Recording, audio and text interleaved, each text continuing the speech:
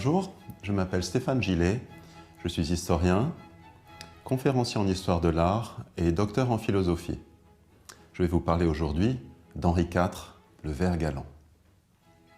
Henri IV est l'un des rois les plus populaires, l'un des plus appréciés des Français, mais aussi des Françaises. Henri IV est né en 1553 à Pau, dans le Béarn. Henri IV, surnommé le Vert galant, était avant tout un fin politique. Il était également un homme au grand cœur, aussi bien pour son peuple que pour la gente féminine. Un homme vert en couleur. Pourquoi Henri IV s'appelle-t-il le Vert galant? C'est un surnom qu'on lui a donné quelques années après sa mort, à l'époque où se répand la légende du bon roi Henri. Vert galant est une expression que l'on emploie déjà au XVe siècle. Les verts galants sont les bandits qui vivent dans la forêt, qui vivent au vert. Et puis, au XVIe siècle, l'expression évolue. Un galant est une personne audacieuse, entreprenante. Au XVIIe siècle, l'expression devient sentimentale. Un vert galant est une personne entreprenante en amour, mais qui est également verte, c'est-à-dire, par analogie à la nature, à la sève, à la vigueur des plantes, eh bien, c'est une personne âgée qui veut courir les conquêtes féminines. Alors, Henri IV est en effet un grand collectionneur, un grand amateur de femmes. À la différence de beaucoup d'autres, lui s'attachait à ses conquêtes. On lui compte plus d'une trentaine de relations féminines historiques, ça veut dire que la réalité va bien au-delà. Il faut évoquer des personnes connues comme Françoise de Montmorency, comme Charlotte de Montmorency, sa sœur, comme Diane d'Artois, ou encore évidemment Gabrielle d'Estrées, sans compter les relations officielle de la cour. Il ne faudrait pas oublier non plus la fameuse Fleurette. Fleurette est le prénom de la fille du jardinier du château dans lequel il séjourne étant jeune. C'est son premier amour. Fière, ravie, Fleurette d'amour lui donna sa vie, mais le prince d'Albret ne lui donna qu'un jour. C'est ainsi que les chroniqueurs racontent cette histoire avec Fleurette, d'où l'expression française qui est restée « compter Fleurette ».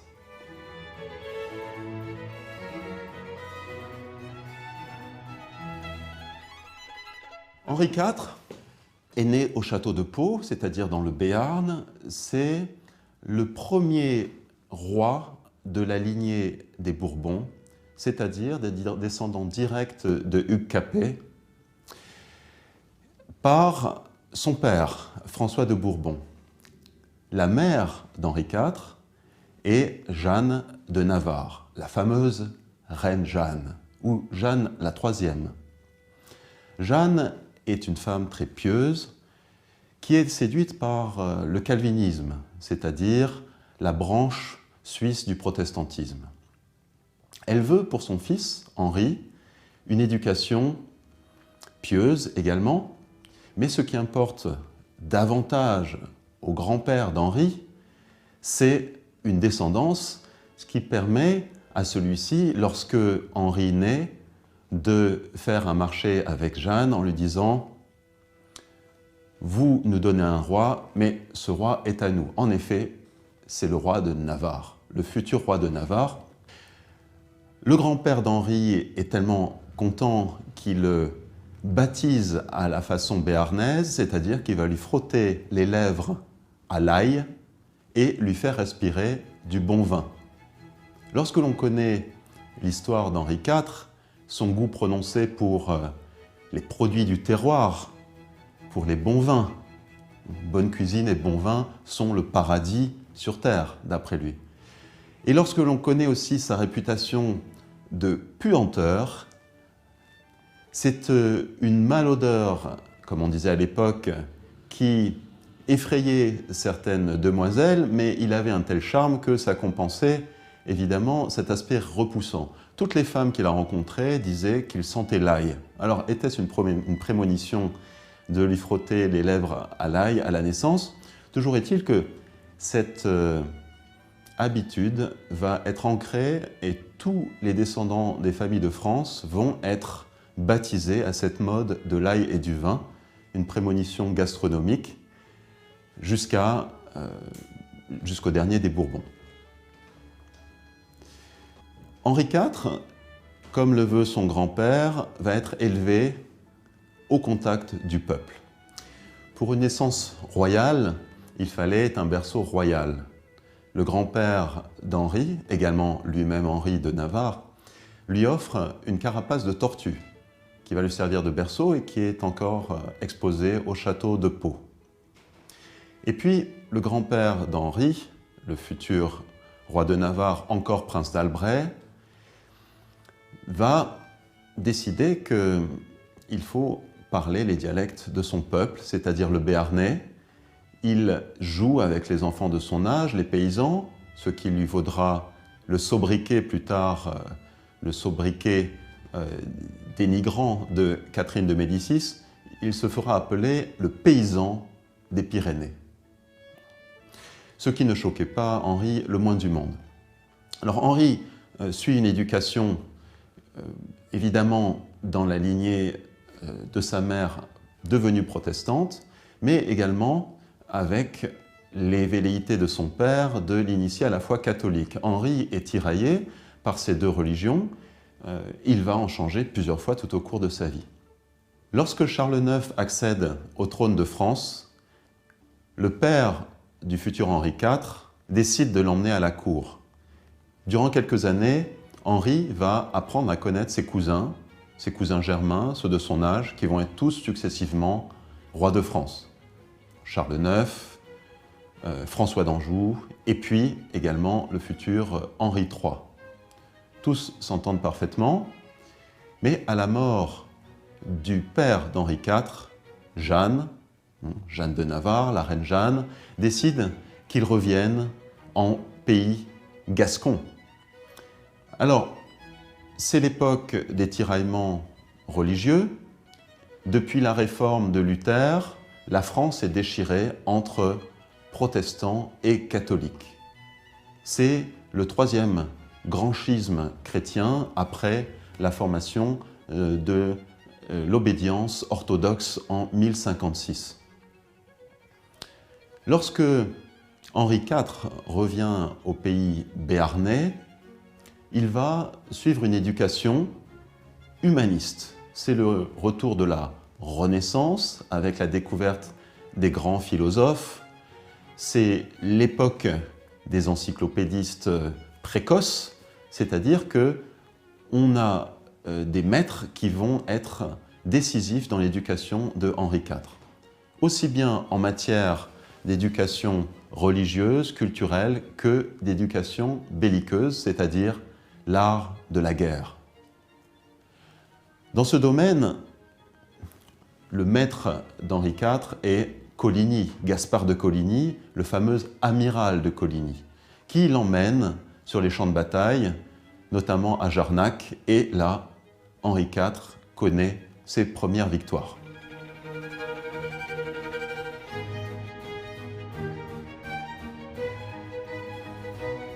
Il est temps de marier Henri IV. La couronne de France conçoit pour lui un mariage hautement politique qui consisterait par une union d'Henri protestant avec une héritière catholique d'unir les deux confessions rivales. Il s'agit d'une des filles de Catherine de Médicis, la fameuse reine Margot, Marguerite de Valois. Le mariage a lieu, curieusement, non pas dans l'église, parce que Henri n'est pas catholique, mais sur le parvis de la plus grande cathédrale de l'époque, qui est la cathédrale Notre-Dame de Paris. C'était une coutume à l'époque de se marier en dehors de l'église. Ce mariage est vu par certains comme une habile manipulation. En effet, il y a une manipulatrice derrière tout cela, c'est Catherine de Médicis. Une femme pour laquelle la raison d'État, mais aussi les intrigues personnelles, sont capables de prendre le dessus sur les liens familiaux. C'est ainsi qu'elle fromente, durant les festivités du mariage d'Henri IV et de la reine Margot, un assassinat, celui de l'amiral de Coligny, afin de déstabiliser le parti protestant. L'amiral de Coligny est simplement blessé. Mais, avec l'arrivée dans Paris de renforts de protestants, ces fameux huguenots, les futurs parpaillots, armés, comme il était de coutume, le peuple parisien s'inquiète. Le peuple parisien pense que les huguenots risquent de prendre le pouvoir. Et la fameuse nuit de la Saint-Barthélemy est organisée une sombre conspiration dans Paris. Une délégation se rend à l'hôtel de l'amiral de Coligny pour le transpercer et le défenestrer. Lorsque l'amiral, le corps de l'amiral défunt atterrit au sol, retentissent les carillons de l'église de Saint-Germain-l'Auxerrois. Lorsque retentissent les carillons de l'église Saint-Germain de l'Auxerrois, on peut dire que les lions sont lâchés. Les soldats du Louvre vont se ruer sur toutes les habitations qui ont été marquées d'une croix blanche, c'est-à-dire où logent les fameux huguenots. Durant la nuit a lieu un massacre sans nom où sont éliminés, sans distinction, hommes, femmes, enfants. Les corps qui bougent encore après avoir été jetés dans la Seine sont récupérés puis achevés définitivement. On pense que durant cette nuit, entre 6 000 et 10 000 personnes ont perdu la vie, en grande majorité des protestants. Alors, Henri de Navarre a la vie sauve. Il s'en est fallu de peu. Il a réussi à se réfugier dans la chambre de Charles IX. C'est un événement que l'on peut comprendre puisque il était essentiel que Henri reste en vie.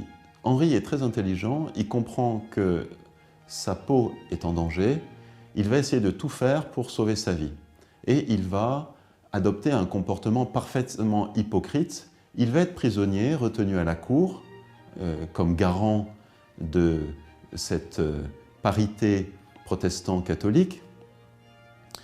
Et quand il est à la cour, il va jouer une véritable comédie. Il va essayer de bien se faire voir auprès de Catherine de Médicis, il va devenir l'ami personnel du roi Charles IX, il va jouer l'idiot en quelque sorte. Ce qui fait qu'on ne soupçonne pas qu'il cherche à s'enfuir. Et il va profiter de cette confiance que lui accordent les régents pour être invité à une partie de chasse. Le parti huguenot la prend, et durant cette partie de chasse, Henri réussit à s'enfuir à cheval. Pour chasser, il rejoint les bords de la Seine où l'attend une barque. Il réussit à traverser sous le feu des mousquetons et rejoignait l'autre rive et ainsi rejoignait le sud-est de la France et le Béarn. Alors lorsqu'il arrive dans le Béarn, les mouvements pro-protestants ont gagné en vigueur. Il y a notamment son cousin, le fameux Condé, qui a l'ascendant sur ces velléités protestantes au trône. C'est un meneur radical. Henri IV ne veut pas jouer le jeu de son cousin, le Condé. Il ne veut pas que la France baigne dans le sang. Le massacre de la Saint-Barthélemy était suffisant. C'était un massacre de trop. Et durant toute sa conquête et ses conquêtes militaires, que ce soit pour reconquérir les villes de France ou pour se battre contre les Espagnols, contre les Savoyards. Henri IV va mettre un point d'honneur à sauver les églises et à ce que le peuple de France ne pâtisse pas des invasions. Il interdit tout pillage, tout viol, tout massacre. Alors, sous l'influence de son cousin le prince de Condé, il est quand même obligé de suivre quelques batailles, il les suit modérément, mais il va préférer ne pas rejoindre Pau, qui est beaucoup trop dangereux pour lui. On estime qu'il a trahi d'une certaine façon déjà les protestants, et ça ne va pas être la dernière fois. Il préfère trouver refuge au château de Nérac, le fameux château de ses premiers amours avec Fleurette. Lorsque Henri IV, le futur, siège à la cour de Nérac, Catherine de Médicis vient le rejoindre, espérant resserrer les liens entre les deux religions, et emmène avec elle la fameuse reine Margot, qui était restée à Paris, qui n'avait pas pu s'enfuir avec Henri.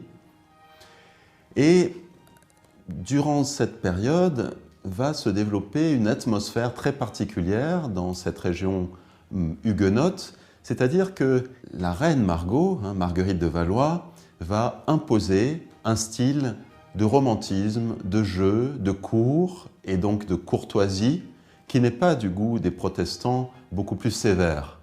Elle suit par là un idéal humaniste, un retour aux traditions amoureuses antiques, et à cette cour vont participer des personnages de grande renommée culturelle déjà à l'époque, tels que Montaigne, mais aussi des poètes tels que le protestant Agrippa d'Aubigné, qui va être un ami intime, qui va être un maître durant tout le restant de la vie de Henri. Un événement survient à cette époque. Le roi de France, Charles IX, décède. Alors il ne s'agit pas d'une mort brutale, c'est une mort absolument terrible. Il meurt empoisonné par sa mère. Ça n'est pas voulu par elle.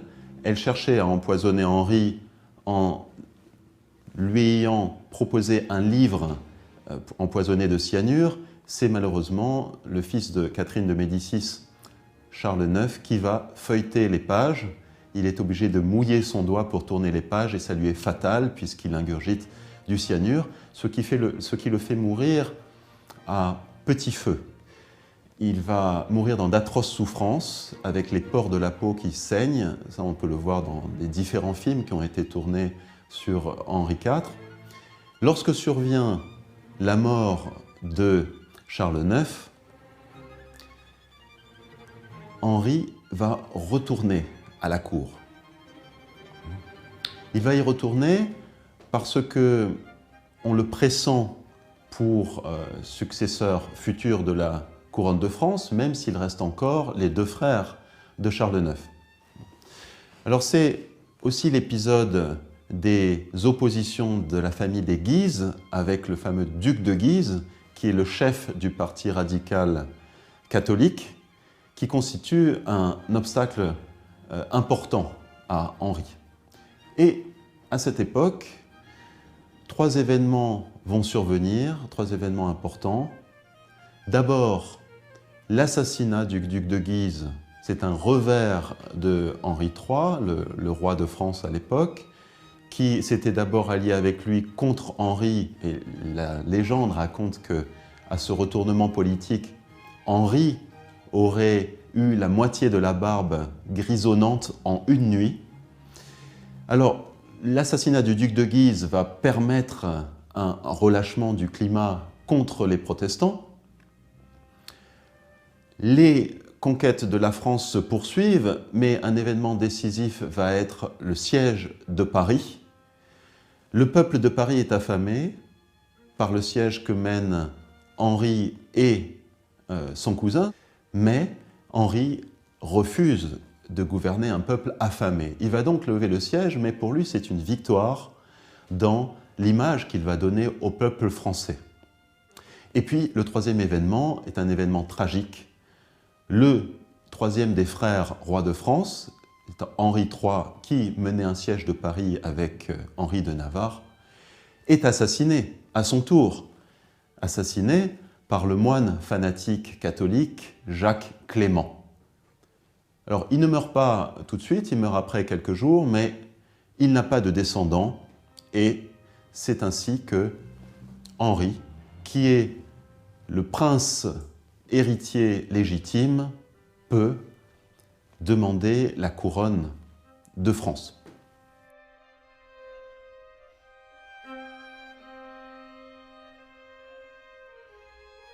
Non seulement il est roi de Navarre, mais il devient roi de France. Alors pour cela, il faut qu'il soit accepté par le peuple de France.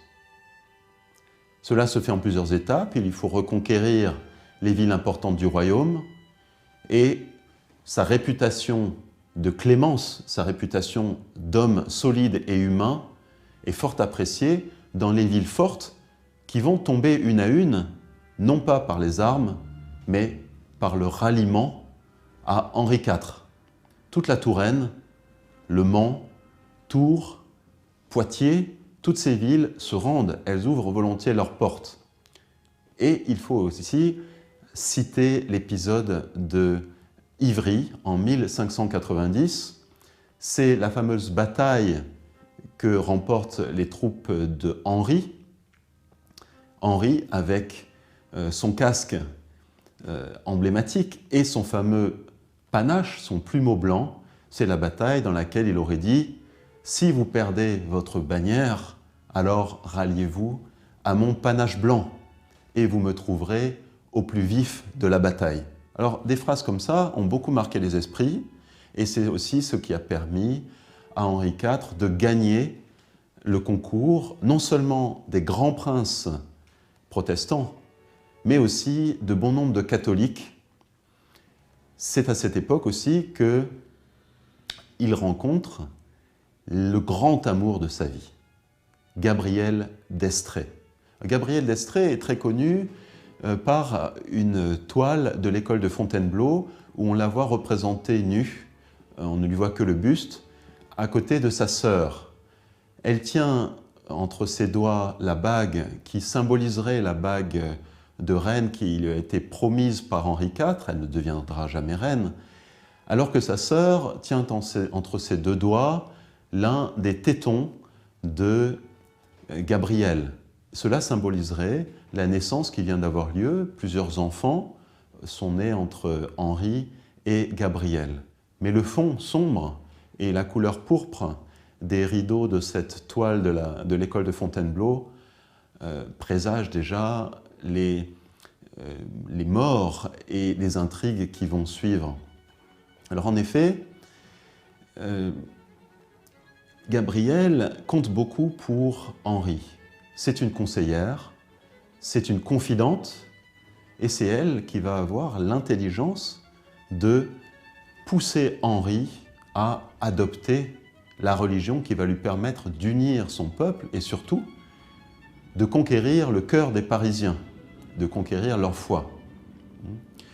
Pour rentrer dans Paris, eh bien, il faut bien se soumettre, parce que Paris vaut bien une messe, sans doute. Cette phrase n'est pas d'Henri IV, mais il aurait pu la prononcer. Toujours est-il que Henri IV accepte d'être converti. Cela va se faire à Chartres. Henri IV est l'un des 3 rois non sacrés ni à Saint-Denis ni à Paris. En effet, Paris est occupé par la Ligue, les successeurs du duc de Guise, et par les pro-catholiques. Lorsque Henri est sacré, eh bien, il peut rentrer dans Paris, le peuple l'acclame, mais en serrant les dents quand même, parce qu'on se demande ce qu'on va bien pouvoir faire avec un souverain parjure. Henri IV a parjuré plusieurs fois ces différentes religions. En 1598, Henri IV fait un pas décisif dans le rapprochement des religions avec le fameux édit de Nantes. Alors, cet édit de Nantes, c'est un écrit qui va permettre une plus grande tolérance pour les protestants. Alors cet édit de Nantes, il n'est pas tout de suite est globalement accepté, il n'est pas respecté, il va falloir plusieurs années et des années de paix. Cette paix va arriver, cette paix va être marquée par un événement inattendu, la mort de Gabriel d'Estrées, qui a certainement été empoisonné par des légats du pape. En effet, le pape Clément VIII cherchait un rapprochement du roi de France avec les forces italiennes, la Toscane, avec Rome, en mariant la petite nièce de Catherine de Médicis, qui s'appelle Marie de Médicis, avec Henri. Ce mariage n'était pas possible tant que Gabriel d'Estrées était en vie. Un an après son deuil, Henri accepte une autre femme. Il accepte Marie de Médicis et cette période met fin véritablement à près de 2 décennies de guerre civile en France sans relâche. Alors cette période est une période extrêmement faste pour la France. En effet, la fin des guerres autorise les grands travaux. Cette période faste du mariage avec Marie de Médicis est une période de reconstruction pour la France. Une période extrêmement prospère pour les greniers à blé que sont le nord de la France, la Picardie, qui avait été à feu et à sang pendant des décennies. C'est la période où Henri IV va approcher de sa promesse que chaque paysanne ait le dimanche sa poule au pot. Henri IV est un roi visionnaire. Henri IV voit les choses en grand pour l'urbanisme de la France, mais aussi pour les réseaux routiers. C'est la période où sont construits beaucoup de routes en dur, ce qu'on n'avait pas vu depuis l'Empire romain. C'est l'époque où l'on construit la grande galerie du Louvre, qui va permettre de rejoindre le Louvre aux Tuileries.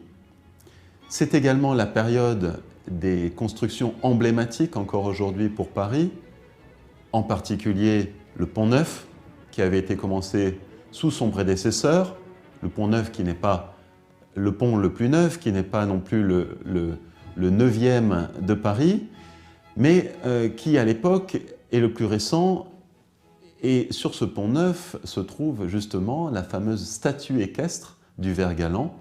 Le jardin au pied du Pont-Neuf est baptisé, après avoir été l'île aux Juifs, il est baptisé le jardin du ver galant, un des jardins les plus romantiques aujourd'hui, endroit prémonitoire. C'est également à 2 pas de là, et non 2 encablures, qu'est créée la fameuse place Dauphine, et le plan d'urbanisme continue dans Paris, avec le Marais, qui est maintenant loin d'être un marais, qui a été parfaitement asséché et sarté, comme on disait, depuis les Templiers. C'est l'époque de la construction de la place royale, qui s'appelle, depuis la Révolution française, la place des Vosges. Et beaucoup d'autres travaux, notamment la manufacture des Gobelins.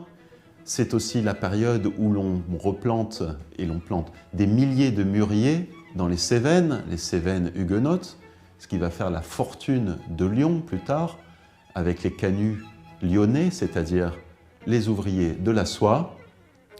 C'est également la construction du canal de Bréart, ce fameux canal qui permet le commerce par voie fluviale entre la Seine et la Loire, un canal qui a perdu son importance aujourd'hui. Et puis, Henri IV voit large avec la conquête des Amériques. L'Amérique du Sud avec la conquête du Brésil par Rio de Janeiro, qui va connaître un point d'arrêt à cause des Portugais qui remportent les combats, mais aussi une conquête de l'Amérique du Nord qui s'opère par la fameuse Gaspésie. En effet, Henri IV accorde le monopole de la fourrure à la ville de Tadoussac, puis après un ralentissement de la colonisation de l'Amérique du Nord, Henri IV délègue plusieurs explorateurs, et notamment Samuel de Champlain, pour occuper ce qu'on appelle aujourd'hui la province de Québec, et puis ensuite le fameux Saint-Laurent, et ainsi de suite, jusqu'à plus tard, sous le petit-fils d'Henri IV, c'est-à-dire Louis XIV, le fameux fleuve Louis, qui va donner son nom à la Louisiane. Et c'est le fleuve qu'on appelle le Mississippi aujourd'hui. Pendant plusieurs années, le royaume est prospère. La reine Marie de Médicis a tenu promesse puisqu'elle a donné à Henri IV ce qu'on attendait d'elle, c'est-à-dire des héritiers. En 1610, alors que le royaume a retrouvé son prestige international, son niveau économique perdu depuis des décennies, il est temps, dit Sully, le grand conseiller d'Henri IV à cette époque, de penser à introniser la reine. C'est ce qui a lieu avec beaucoup de fastes. Et c'est un événement également prémonitoire puisque le lendemain a lieu l'événement qui marque la fin du règne de Henri IV, l'assassinat du roi.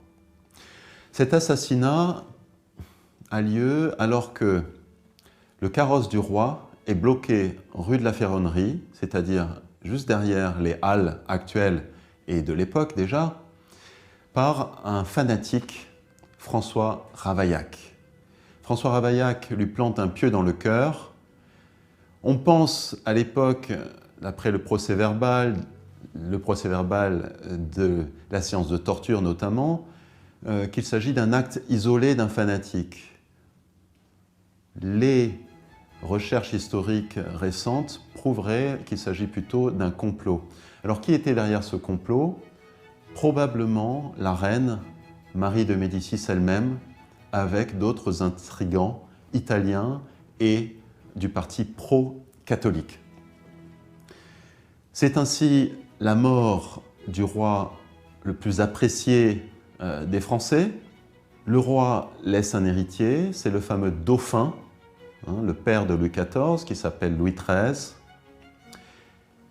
Le sacre de Marie de Médicis, la veille, était particulièrement bien placé puisqu'il permet au dauphin de déléguer la régence à sa mère.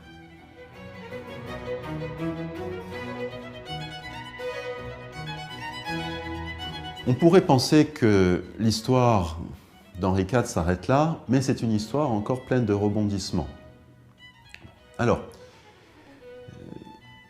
le roi va être embaumé, c'est-à-dire que son cœur est retiré, son cœur a été promis aux jésuites dans un récipient d'argent et de plomb, et le corps est exposé, lui, pendant plusieurs semaines au Louvre pour pouvoir être admiré, pour qu'on puisse se recueillir avant que le corps de Henri IV rejoigne Saint-Denis, la fameuse crypte où reposent déjà tous ses cousins et tous ses prédécesseurs au trône de France. Alors, de nouveau, on pourrait s'imaginer que la vie dans l'au-delà d'Henri IV va bien se terminer, mais c'est sans compter l'époque de la Révolution où, en 1793, les révolutionnaires vont décider de mettre à sac Saint-Denis avec tous les corps qui s'y trouvent. Alors vous pouvez imaginer l'émotion et la fête qui a lieu auprès des révolutionnaires lorsqu'ils vont sortir Louis XIV, lorsqu'ils vont sortir Louis IX, Saint-Louis, qui n'est presque plus qu'en poussière, même si le corps a été bien embaumé, et surtout Henri IV. Alors, Henri IV provoque beaucoup d'émotions. Il y a, malgré l'époque révolutionnaire, des gens qui veulent garder des reliques de lui. C'est pour ça qu'on a un peu partout en Europe des reliques d'Henri IV aujourd'hui qui ont été préservées, des doigts, des morceaux de moustache. Et il y a un conservateur qui a la charge de faire disparaître tous ces restes. C'est-à-dire qu'on va enfouir dans la fosse commune de Saint-Denis tous les restes royaux, tous ces ossements, avec une couche de chaux vive, qui normalement ne laisse aucune trace. Hein. La chaux détruit tous les restes humains. Mais quelques décennies plus tard, l'histoire tourne encore et c'est le retour de la monarchie, avec Charles X, mais également Louis XVIII. Alors, on va décider de restaurer tout ce que l'on peut retrouver dans la fosse commune et de le ramener, de le restituer à la crypte de Saint-Denis. Et là, dans le procès-verbal, on fait état de 3 corps qui ont été décapités. Alors ça, c'est extrêmement étrange parce que les décapitations se font à partir de la Révolution française, donc on se demande comment ça a eu lieu. Pendant quelques décennies, pendant quelques siècles, on oublie cette histoire. Jusqu'en 2010. En 2010, des historiens et une équipe de télévision retrouvent un article d'une 50aine d'années plus tôt où un antiquaire de Montmartre pense avoir retrouvé la tête d'Henri IV. Il aurait en effet acheté à Drouot lors d'une vente aux enchères. Il l'a tout de suite reconnu, mais personne ne pensait qu'il s'agissait d'Henri IV. Cet antiquaire était en même temps un artiste, donc on peut penser qu'il a un bon coup d'œil pour les physionomies crâniennes. Lors de la vente aux enchères de la tête d'Henri IV, le commissaire-priseur annonce une somme de 500 francs. Personne ne veut payer ce montant. Alors, désespéré, il demande un prix de lancement plus bas. On accepte de lancer la tête à 5 francs. Personne n'en veut. Alors, notre antiquaire accepte d'acheter la tête pour 3 francs. Voilà, une tête royale pour 3 francs, ça n'est rien du tout à l'époque. Et à partir de là, notre antiquaire va mener son enquête, c'est-à-dire qu'il va récolter des photos, des gravures pour prouver la comparaison physionomique avec le ver galant. Seulement, personne ne le croit. Ça paraît trop farfelu. Alors notre équipe de reporters en 2010 se lance sur la piste de cette tête. On ne sait pas où elle a disparu. Finalement, après des dizaines de coups de fil, on retrouve le possesseur qui, au téléphone, est récalcitrant. C'est ce qui met sur la piste de cette tête. Il accepte, c'est un historien, il accepte de la vendre à l'équipe de reportage et celle-ci va soumettre la tête à une équipe de l'hôpital de Garches spécialisée en paléopaléontologie, des experts en histoire des physionomies, des spécialistes de reconstitution de visages, de momies par exemple. Et on effectue un tas de recherches, plus ou moins scientifiques, notamment on s'aperçoit, et ça c'est ce qui va énormément décevoir l'équipe au début, on s'aperçoit que le crâne retrouvé n'a pas été embaumé selon la méthode française. C'est-à-dire que grâce à des scanners, grâce à des échographies, à des Dopplers, on voit que la cervelle est encore dans le crâne. Le crâne n'a pas été coupé à la scie comme il était de coutume. Ça ne peut pas donc être un crâne de la royauté française traditionnelle. Pourtant, on a envie de savoir de qui il s'agit. On va faire un tour d'Europe avec ce crâne. À Florence, on découvre que Marie de Médicis a ordonné un embaumage d'Henri IV à la façon italienne. Et là, c'est un coup de tonnerre dans nos recherches pour authentifier le crâne d'Henri IV, parce que la méthode italienne ne coupe pas le crâne, laisse la cervelle à l'intérieur, donc notre crâne peut bien être celui d'Henri IV. Alors un autre détail troublant sur le crâne retrouvé, c'est un crâne momifié, donc il a beaucoup de chair, et on s'aperçoit que le crâne a un trou à l'oreille. Or, il n'y a aucun tableau qui montre Henri porter des boucles d'oreilles. Donc encore une fois, c'est un coup d'arrêt pour les espoirs de nos enquêteurs. Jusqu'au jour où la directrice du musée Condé de Chantilly trouve une estampe montrant Henri IV portant une boucle d'oreille. Et puis, petit à petit, on s'aperçoit que la cicatrice à la lèvre, le grain de beauté au nez concorde parfaitement, et de plus, le taux de plomb que l'on retrouve sur le crâne d'Henri IV correspond parfaitement au taux de plomb des autres reliques en Europe, le doigt, les poils de barbe, etc. Ce qui prouve que tous ces éléments du corps de la même personne ont été enfermés dans un cercueil serti au plomb, ce qui était la méthode pour conserver les cercueils et les corps royaux. Donc on est sûr à 99% d'avoir retrouvé la tête d'Henri IV. Et maintenant, la certitude est montée à 100% depuis qu'une équipe italienne a comparé l'ADN de Louis XVI, retrouvé grâce à un mouchoir trempé au pied de la guillotine de Louis XVI et conservé par une famille aristocratique en Italie dans une gourde, comparé avec un ADN de Henri IV. Mais on a dit auparavant que les recherches d'ADN n'avaient pas fonctionné. Or, on a pu retrouver des fragments d'ADN et les chromosomes Y en particulier, exploitables dans une cavité de la gorge d'Henri IV qui n'avait pas été touchée par les différentes manipulations depuis la mort d'Henri IV.